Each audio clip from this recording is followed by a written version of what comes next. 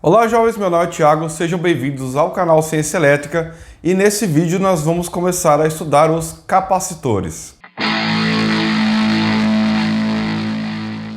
Até o vídeo da aula 52 nós utilizamos o resistor como o principal elemento, o principal dispositivo nos circuitos elétricos que nós estudamos, E com ele nós aprendemos aí os fundamentos básicos sobre eletricidade e também várias técnicas e teoremas sobre análise de circuitos.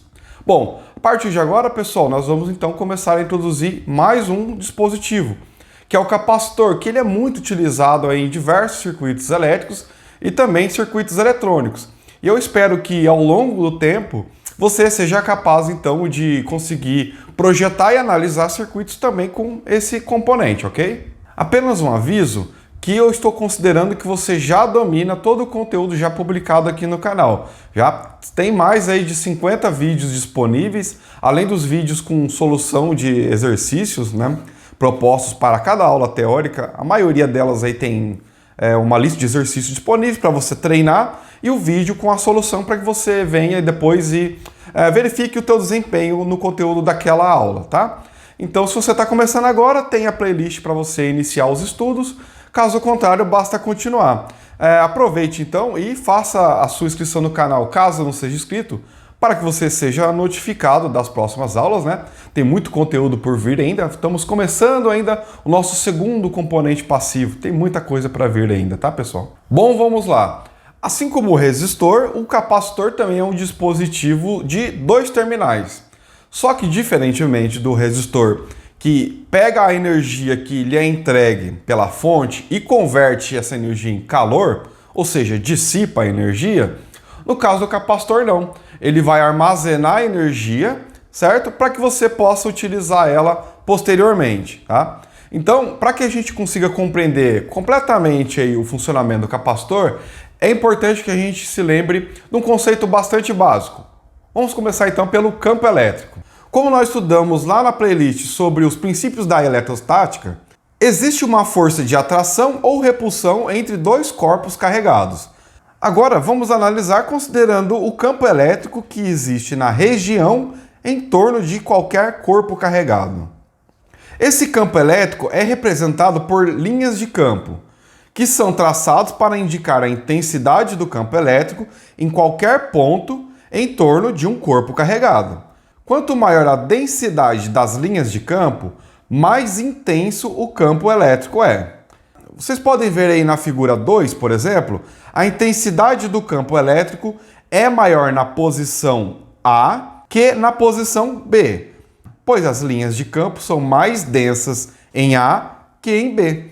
Isso quer dizer que o mesmo número de linhas de fluxo passa através de ambas as regiões, mas a área 1 é menor do que a 2, e a densidade do fluxo nada mais é do que a quantidade de fluxo dividida pela área, como mostra a equação 1 ali, pessoal. Quanto maior a carga Q em coulombs, maior o número de linhas de campo por unidade de área, independente do meio em que ela se encontra. Então, uma carga com o dobro do valor produzirá o dobro de linhas de campo por unidade de área. Assim, podemos igualar as duas grandezas na equação 2, no caso aí, o fluxo com a carga elétrica. Por definição, a intensidade do campo elétrico em um ponto é a força que atua em uma carga unitária positiva nesse ponto, ou seja, a força ali medida em newtons dividido pela quantidade de cargas em coulombs, resultando então na intensidade em newtons por coulomb, ali na equação 3. Observe na figura 3 a força exercida sobre uma carga positiva unitária, ou seja, de 1 coulomb por uma carga Q a uma distância R metros de distância, pode ser determinada pela lei de Coulomb, como mostra a equação 4. Substituindo a equação 4 na equação 3 para uma carga positiva unitária, resulta na equação 5. Ou seja, a intensidade do campo é igual a K, que é uma constante que está definida ali, 9 vezes 10 a nona, vezes a quantidade de carga, dividido pela distância ao quadrado. Mais uma vez aí a intensidade do campo elétrico dado em newtons por coulomb. O resultado mostra que a intensidade do campo elétrico está diretamente relacionada ao tamanho da carga Q.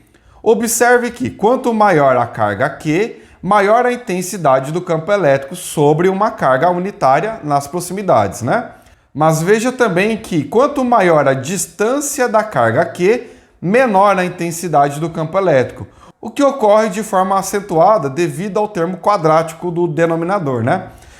Por fim, para duas cargas elétricas de polaridades opostas e de mesmo valor absoluto, a distribuição do fluxo se assemelha com aquela que mostra aí na figura 4.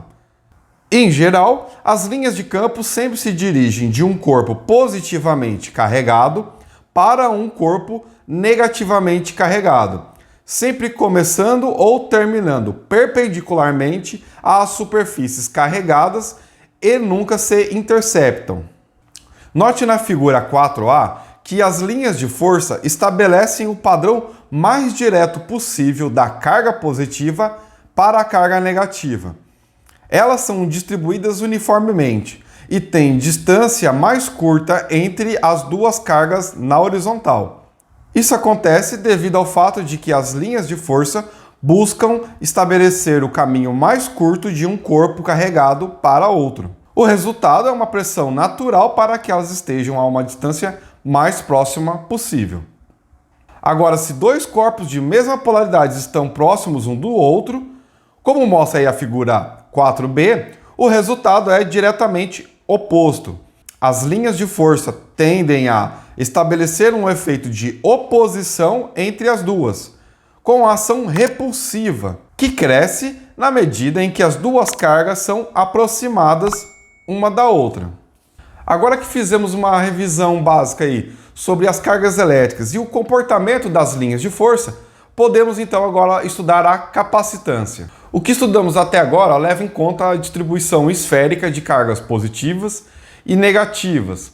Mas nós podemos fazer uma análise levando a distribuição de uma superfície carregada, não importando o seu tamanho e também o seu formato. Na figura 5, por exemplo, temos duas placas paralelas feitas de um material como o alumínio, que é o metal mais comumente usado na construção de capacitores. Eles estão conectados a uma bateria por meio de um resistor e uma chave. Se as placas inicialmente descarregadas e a chave estiver aberta, nenhuma carga positiva ou negativa será encontrada nelas. Entretanto, no momento em que fechamos a chave, os elétrons são atraídos da placa superior para o terminal positivo da fonte, passando pelo resistor. Inicialmente existirá um surto de corrente que será limitado pelo valor da resistência. A intensidade dessa corrente diminuirá conforme a diferença de potencial entre as placas aumenta. Essa transferência de carga elétrica produz uma carga positiva na placa superior. Os elétrons são repelidos pelo terminal negativo em direção à placa inferior pelo condutor inferior, com a mesma velocidade com que elas são atraídas pelo terminal positivo da fonte. Essa transferência de elétrons continua até que a diferença de potencial entre as placas sejam exatamente iguais à da fonte. O resultado final é uma carga positiva na placa superior e uma carga negativa na placa inferior, formando uma diferença de potencial entre elas. Pessoal, observe que o fluxo de cargas está ocorrendo através da fonte e do resistor, e não diretamente entre as placas. Isso é lógico, pois há um circuito aberto entre as placas, ok? Então, as cargas negativas são retiradas da placa superior, são atraídas para o polo positivo da fonte, assim como as cargas negativas são repelidas pelo polo negativo da fonte, sendo elas empurradas para a placa inferior, ou seja, carga positiva na placa superior, carga negativa na placa inferior. Esse dispositivo, formado apenas por duas placas condutoras paralelas, separadas por um material isolante, que aí no caso estamos considerando o ar como entreferro, é denominado capacitor. E capacitância, pessoal, é a medida da quantidade de carga que o capacitor pode armazenar em suas placas. Em outras palavras, é a sua capacidade de armazenamento. Então, quanto mais alta a capacitância de um capacitor, maior a quantidade de carga armazenada nas placas para a mesma tensão aplicada.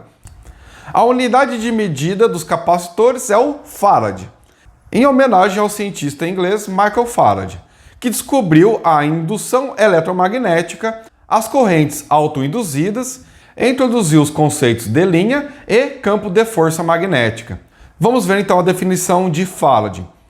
Um capacitor possui uma capacitância de 1 farad se uma carga de 1 coulomb for depositada em suas placas por uma diferença de potencial de 1 volt entre elas. Como veremos nas mais diversas aplicações aqui do canal, pessoal, o farad é uma unidade bastante grande aí para representar a capacitância. Então é muito comum a gente utilizar prefixos, como por exemplo o microfarad ou nanofarad ou até mesmo o picofarad.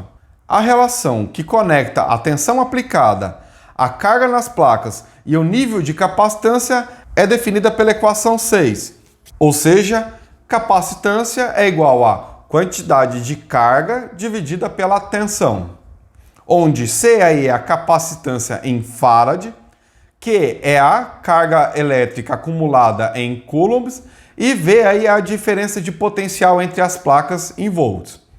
Então a equação 6 revela que para uma tensão V, quanto maior a quantidade de carga Q nas placas, maior o nível de capacitância. A equação 7 mostra que quanto mais alta a capacitância ou a tensão aplicada, maior a carga nas placas. Bom, pessoal, agora vamos ver um exemplo numérico que vai então sintetizar todo o conteúdo que nós vimos nessa aula. E não se esqueça, pessoal, terminou o vídeo, baixa a lista de exercícios, tá? Tem um link na descrição para que vocês possam treinar e depois eu vou subir um vídeo para que você possa conferir o resultado e também fazer a sua autoavaliação do teu desempenho, ok? Então vamos lá. Exemplo 1.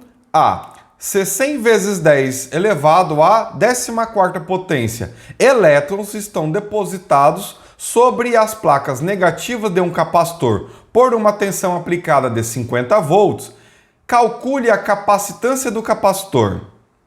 Então vamos lá, pessoal. Se 1 coulomb temos lá 6,242 vezes 10 à 18ª potência elétrons, pessoal, então nós podemos calcular a carga acumulada como sendo 100 vezes 10 elevado à 14ª potência elétrons divididos por 6,242 vezes 10 elevado à 18ª potência, elétrons, que resulta em 1,6 milicoulombs.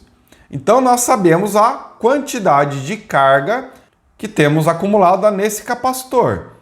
E agora, então, podemos calcular a capacitância, Que capacitância é carga acumulada dividido pela tensão aplicada.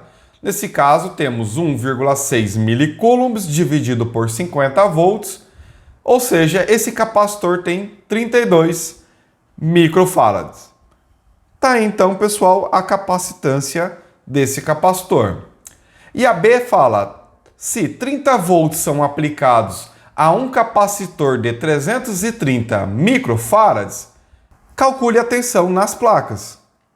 Bom, lá da equação 6, pessoal, temos que a carga acumulada é igual a capacitância vezes a tensão. Então, 330 microfarads vezes 30 volts, chegamos a 9,9 milicoulombs. Então tá aí a quantidade de carga acumulada nesse capacitor do item B. Bom, jovens, eu espero que esse vídeo tenha sido útil para você. Não se esqueça de fazer os exercícios que tem aí na lista, tá? O link está na descrição, baixa, treina e depois a gente vai conferir o resultado num outro vídeo, ok? Faça a sua inscrição no canal, caso você não seja inscrito, tá? E também deixe o seu like e fique à vontade para deixar um comentário com alguma crítica, dúvida ou sugestão, tá? Forte abraço e até logo!